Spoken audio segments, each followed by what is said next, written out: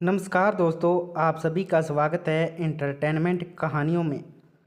आज की हमारी कहानी है मेरे घर का नौकर बना मेरे पापा जी का दामाद। दोस्तों, यह कहानी पूरी सुने और अपने दोस्तों के साथ शेयर करें ताकि सबको पता चलना चाहिए कि आज के टाइम में किसी भी बात का फ़र्क नहीं रखना चाहिए। दोस्तों, बात तब की है जब हमारे घर में बहुत मुश्किल समय आ गया था। तब किसी भी इंसान ने साथ नहीं दिया था। तब हमारे घर में काम करने वाले नौकर ने हमारा बहुत साथ दिया था। दोस्तों, मेरा नाम रीना है और मैं एक बिजनेसमैन की बेटी हूँ और हमारे घर में कोई कमी नहीं है। और मैं जब 20 साल की थी तब कॉलेज में पढ़ने जाया करती थी और पढ़ाई लिखाई में मेरा दिमाग बहुत ज़्यादा था और कॉलेज में मैं हर बार फर्स्ट आया करती थी, जिससे मेरे माता पिता का सीना गर्व से चौड़ा हो जाता था और मुझे भी बहुत अच्छा लगता था। हमारे घर में एक नौकर काम करता था जिसकी उम्र 21 वर्ष होगी।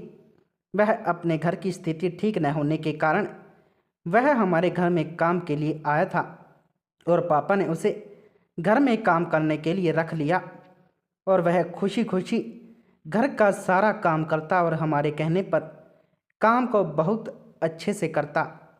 वैसे तो हमारे घर में काफ़ी ज़्यादा नौकर थे, लेकिन अमित में कुछ खास बात थी क्योंकि वह पढ़ा लिखा और ईमानदार काफ़ी समझदार लड़का था। तब मेरे पापा ने सब देख अमित को हमारे घर में नौकरी पर रख लिया। जब मैं घर में अकेली होती थी तब अमित मेरे आसपास भी नहीं आता था, मेरे बुलाने पर ही आता। हाँ जी छोटी मालकिन, बताइए क्या काम है। तब वह आता, नहीं तो अपने कमरे में ही रहता था। पापा मेरे बिजनेसमैन के मामले में अक्सर बहिरी रहा करते थे और मेरी मम्मी भी हमारे पास वाली कंपनी में थोड़ा बहुत काम देखने चली जाती थी और मैं अपना कॉलेज ख़त्म कर अपने घर आती और अपनी स्टडी पर ध्यान देती थी, क्योंकि मेरा एक सपना था, मुझे पढ़ लिख कर एक डॉक्टर बनना था जिससे मैं गरीबों का और ज़रूरतमंद लोगों का इलाज कर सकूं।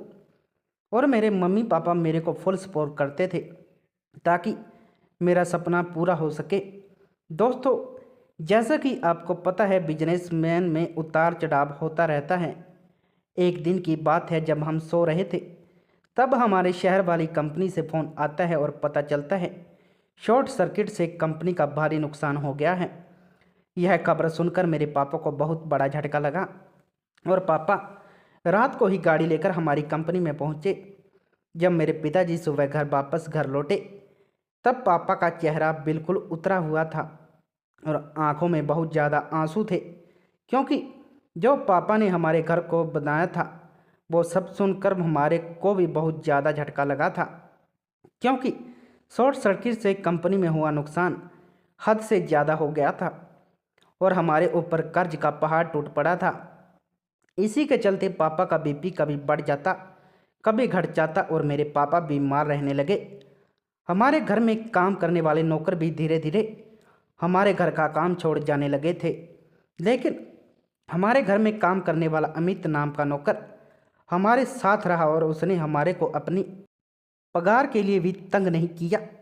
वो हमारा सारा काम करता और हमारा खाना बनाता और हमारे हर काम करता, जिसे देख हमें बहुत अच्छा लगता और सोचते इस दुनिया में अच्छे लोग भी हैं, ज़रूरी नहीं अमीर ही हो, गरीब सबसे ज़्यादा होते हैं। हमारा कंपनी में काफ़ी ज़्यादा नुकसान हो गया था, लेकिन हमारा किसी ने भी साथ नहीं दिया था। धीरे धीरे हमारी घर की हालत बहुत ख़राब होती जा रही थी। मेरे पापा बहुत ज़्यादा टूट चुके थे, घर में खाने पीने की तंगी आने लगी थी। अब मेरी पढ़ाई लिखाई भी बंद हो गई थी। कुछ समझ नहीं आ रहा था कि हम लोग क्या करें, लेकिन हमारे घर में काम करने वाला लड़का बहुत समझदार था। उसने हमको संभाला और खाने पीने की सारी चीज़ें अपने आप अरेंज करता था।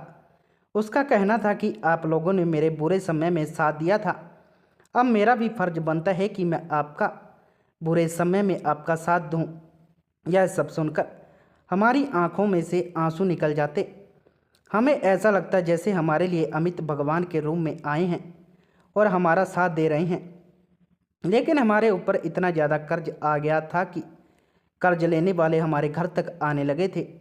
जिसके चलते मेरे पापा जी काफ़ी ज़्यादा बीमार रहने लगे थे। एक दिन की बात है जब अमित बोला, छोटी मालकिन जी, अगर आप मेरे साथ आपकी कंपनी में चले तो मैं कोई रास्ता निकाल सकता हूँ। मैंने अमित को बोला, क्या करेंगे हम? कंपनी में कुछ बचा हो तो हम कुछ कर सकते हैं, लेकिन कुछ बचा ही नहीं तो क्या फ़ायदा। लेकिन अमित बोला, मैंने इंजीनियरिंग की है और मैं बस में जो हुआ जो मैं कर सकता हूँ। तब मैंने अमित की बात मानकर मैं और मेरी मम्मी और अमित अपनी कंपनी में चले गए। अमित ने बड़े अच्छे तरीके से सारी मशीनों को चेक किया और खुश हो गया। जब मैंने अमित को पूछा तो अमित बोला, मालकिन जी, भगवान का शुक्र है इन सब मशीन के पार्ट सब ठीक हैं, बस आग लगने से काली हो गई हैं। बस दुख की बात यह है कि मशीनों की वायर सारी जल गई हैं, जिसके चलते मशीन चल नहीं सकती। यह सब सुनकर मालकिन खुश भी हुई और उदास भी हो गई, क्योंकि ये सारी मशीन की तारें बहुत महंगी थी। करीब 15 लाख के करीब इस सब पर खर्चा आएगा। लेकिन अमित बोला, मैडम जी, आप मेरे पर भरोसा कर सकती हैं, क्योंकि मैंने इन सब की पढ़ाई की हुई है। यह कंपनी फिर से कामयाब हो सकती है। तब मैं अपनी मम्मी से बोली, मम्मी बोली, बेटा, इतना पैसा हम कहाँ से लाएंगे? कोई भी रिश्तेदार हमारी हालत देख हमें कोई भी पैसा नहीं देगा। फिर हम सब घर आए और थोड़ा आराम किया। अमित ने हमारे सबको खाना खिलाया और खुद ने भी खाया और सोने भी बहुत चला गया। आज हम पापा के पास बैठे, पापा को सारी बात बताई। तब पापा जी को बोले, अमित एक ईमानदार और समझदार लड़का है, हमारे लिए कितना कुछ कर रहा है। हमारे घर के नौकर सारे हमारा साथ छोड़कर चले गए हैं, लेकिन अमित नहीं गया। हम उस पर भरोसा कर सकते हैं। तभी पापा जी बोले, एक तरीके से हमारे पास पैसे आ सकते हैं। हम अपने घर को लोन पर देते हैं और अमित को पैसे देकर काम शुरू करवाते हैं। यह काम बहुत रिस्क वाला है, क्योंकि हम अमित पर भरोसा कर सकते हैं। अगर न भरे गए तो घर भी जाएगा। लेकिन पापा ने बोला, कुछ पाने के लिए यह काम करना पड़ेगा। सुबह होते ही आज हमने बैंक में जाकर होम लोन करवाया और 15 लाख रुपए हमने मिल गए और अमित को बुलाया।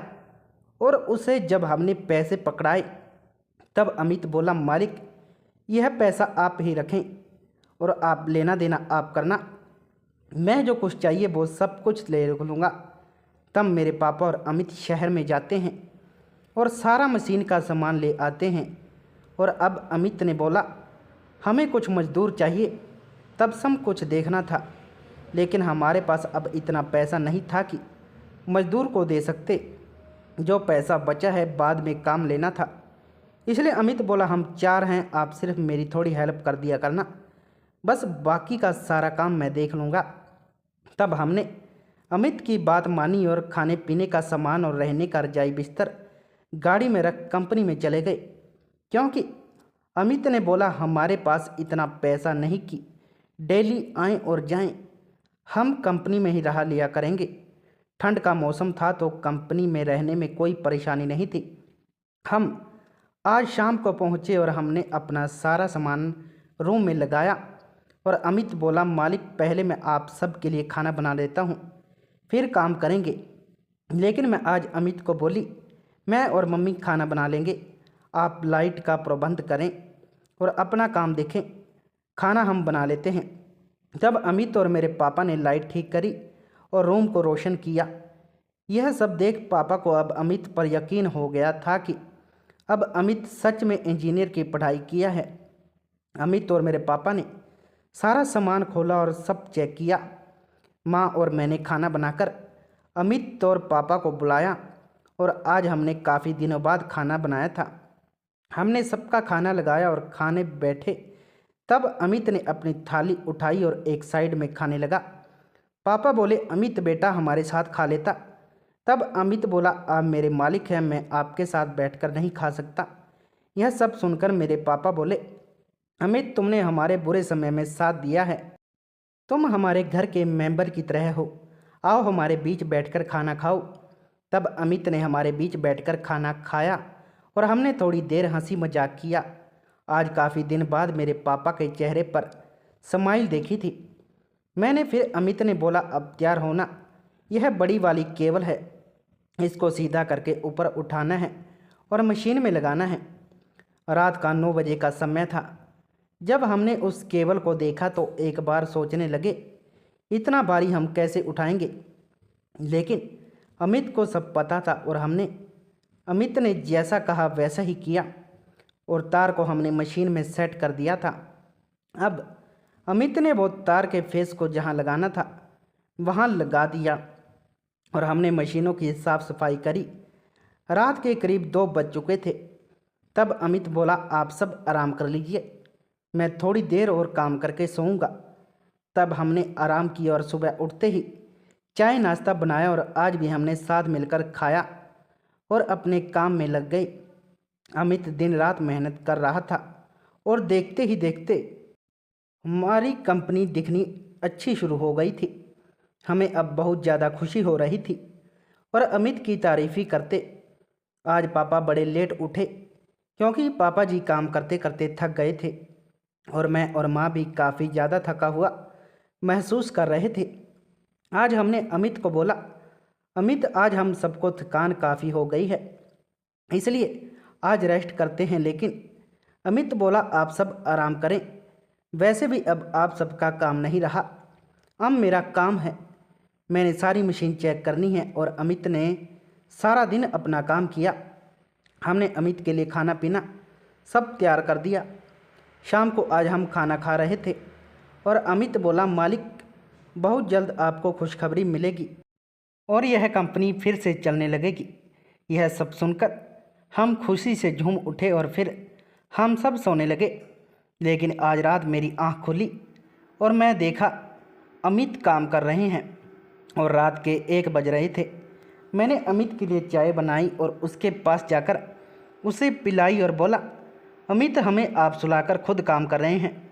तब अमित बोला, आप सबने काम किया है कभी, इसलिए मैं आपको तंग नहीं करना चाहता और वैसे भी इतना भारी काम नहीं बचा है। फिर मैंने अमित की थोड़ी हेल्प करती रही और फिर हम दोनों ने करीब 4 बजे तक मशीनों का काम किया और फिर हम आराम करने लगे। आज अमित उठा और मेरे पापा को बोला, मालिक आज ऐसा करो मीठा बना लीजिए क्योंकि आज हम कंपनी को फिर से चलाने वाले हैं। यह सब सुन मेरे पिताजी बहुत खुश हुए और अमित को गले लगाते हुए बोले, वाह अमित बेटा, तुमने तो कमाल कर दिया। आज शाम का समय था और आज हमने मीठे में हलवा बनाया और अमित को बोला, प्रसाद तैयार है। हमने आज काफ़ी दिन बाद अच्छे कपड़े पहने और प्रसाद लेकर अमित के पास गए। अमित ने थोड़ा थोड़ा प्रसाद सारी मशीनों को चढ़ाया। अब अमित बोला, मालिक इधर आइए। अमित ने मेरे पापा को बोला, आप अपने हाथों से एक एक मशीन चलाकर देखें। जब पापा ने बटन दबाया तो हमारी खुशी का कोई ठिकाना नहीं रहा। हमें यकीन नहीं हो रहा था कि हमारी कंपनी फिर से चलने लगेगी। बिल्कुल तैयार है। हमने अमित की बहुत ज़्यादा तारीफ़ें करी और अमित की बोला, अमित तुम्हारा यह एहसान सारी ज़िंदगी नहीं उतार सकते। अमित बोला, मालिक अब सब मुझे शर्मिंदा न करें। अब यह कंपनी बिल्कुल अच्छे तरीके से तैयार है। अब हमें कुछ सामान लाना है और फिर से हम इस कंपनी को आगे बढ़ा सकते हैं, लेकिन उसके लिए भी पैसा चाहिए था। हमारे पास सिर्फ 4 लाख रुपए ही बचे थे। तब अमित बोला, अब आप टेंशन मत लीजिए। अमित 20 वर्कर लेकर आया और उन्हें बोला, आप सबकी सैलरी बाद में बढ़ा दी जाएगी जब यह कंपनी अपने मुकाम पर पहुंच जाएगी। तब हम 4 लाख का सामान लाए और वर्करों ने अपना काम शुरू कर दिया था। अमित ने पूरे दिन रात कंपनी में खुद वर्करों के साथ काम मिलकर किया और पूरे 1 महीने बाद जब हमें पता चला कि हमारी कंपनी पूरे 1 महीने में 50 लाख का काम किया है, यह सब सुन पापा की आंखों में आंसू आ गए और अमित को गले से लगाया और बोला, अमित आज तुमने वो काम कर दिखाया है जिसकी किसी को उम्मीद नहीं थी। तुमने आज फिर से हमारा कद ऊपर कर दिया है। अब पूरे 1 साल बाद हमारी कंपनी नंबर 1 कंपनी बन गई थी और हम खूब सारा पैसा कमाया और मैंने भी अपनी पूरी पढ़ाई पूरी की। एक दिन की बात है, मुझे मेरे पापा ने बोला, बेटा तुम्हें एक बात पूछूं? पापा जी बोले, अब तुम्हारी पढ़ाई भी पूरी हो गई है और तुम डॉक्टर भी बन गई हो। अब हम चाहते हैं कि तुम्हारी भी शादी हो जाए। तब मेरे पापा ने बोला, बेटा तुम्हें अमित कैसा लगता है? तब मैंने, पापा जी आपने मेरे दिल की बात बोल दी। और मैंने पापा को बोला, मुझे ऐसा ही लड़का चाहिए। अमित ने हमारा साथ बुरे समय में दिया है और हमें कहाँ से कहाँ पहुँचा दिया है।